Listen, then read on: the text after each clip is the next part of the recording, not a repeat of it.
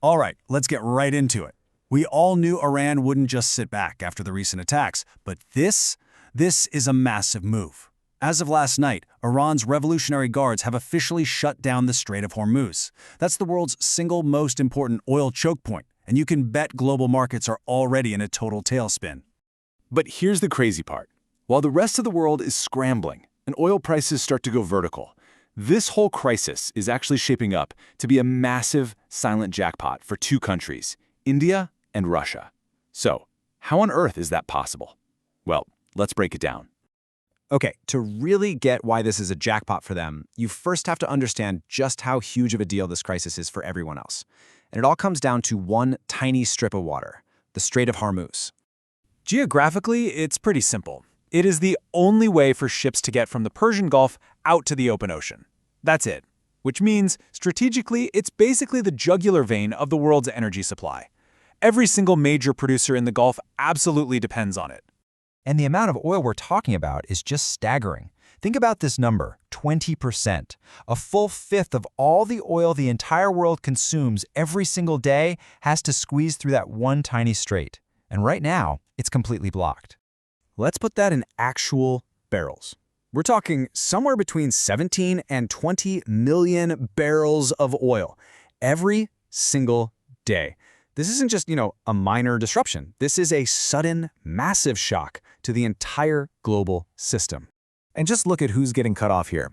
We're not talking about small players. These are the heavy hitters. Saudi Arabia, the UAE, Kuwait, Iraq, and don't forget Qatar and all of its massive natural gas exports. All of them, poof, their main highway to the world is just gone.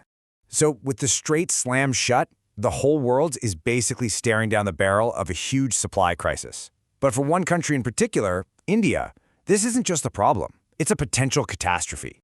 So what happens next? Well, the first thing is pretty predictable. Oil prices are going to go through the roof. We could be looking at a jump of 10, 20, maybe even $30 a barrel. For Western economies, that means more inflation, a massive economic headache, the whole 9 yards. But for India, wow, their dependency is just on another level. Get this, the country imports a staggering 85% of all the crude oil it needs. So when you get a global price spike, like this one, it hits them way, way harder than pretty much anyone else.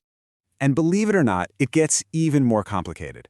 Because this isn't just about getting enough oil, it's about getting the right kind of oil. You see, India's enormous refineries were custom-built to process the specific types of crude that come out of the Gulf, and that is the exact oil that's now cut off. And if you compare India to, say, China or Europe, you really see the scale of the problem. China, they've got land-based pipelines running to Russia. Europe has its own complex networks. But India? It's almost entirely reliant on ships, on the ocean. That makes them incredibly vulnerable when a maritime choke point gets shut down just like this. Okay, let's recap.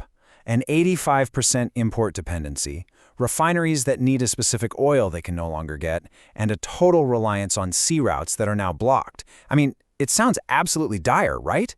So how on earth is it possible that India is not only prepared for this, but is actually positioned to win? Well, the answer isn't in the Persian Gulf. It's thousands of miles away. The answer is Russia. And here is the key geographical advantage. Russian oil doesn't go anywhere near the Strait of Hormuz. It ships out from totally different places, the Baltic Sea, the Black Sea, even Arctic routes. It is completely 100% insulated from this whole crisis. And this is where a little foresight pays off big time. You see, for the past couple of years, India has been actively diversifying its energy sources, building up robust supply chains and payment systems specifically for Russian oil, often while facing intense pressure from the West not to. Well now, that so-called controversial strategy is looking like an absolute stroke of genius. So there you have it. This is the silent jackpot. While the rest of the world is in full-blown panic mode over the Hormuz closure, a whole new dynamic is clicking into place. So let's break it down, piece by piece. How exactly are India and Russia winning? For Russia, it's pretty straightforward. It's a massive payday. With supply from the Gulf choked off, global oil prices are going to soar. All of a sudden, Russia's oil, which is flowing just fine, thank you very much, becomes the hottest ticket in town. They can sell as much as they want, and those discounts they used to offer, yeah, those could shrink or disappear completely. We're talking about massive, massive windfall profits. And for India, it's a huge strategic victory. Their long-term plan to diversify their energy supply has just been totally vindicated. They can maintain their oil supply by simply ramping up purchases from their established Russian partner. Now look, they aren't immune to higher global prices. Nobody is.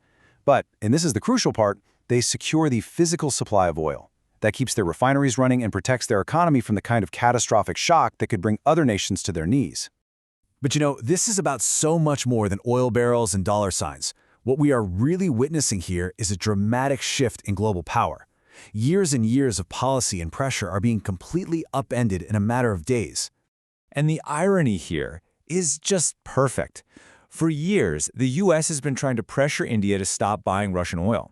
They've been working to isolate Russia's energy industry as part of a much bigger strategy.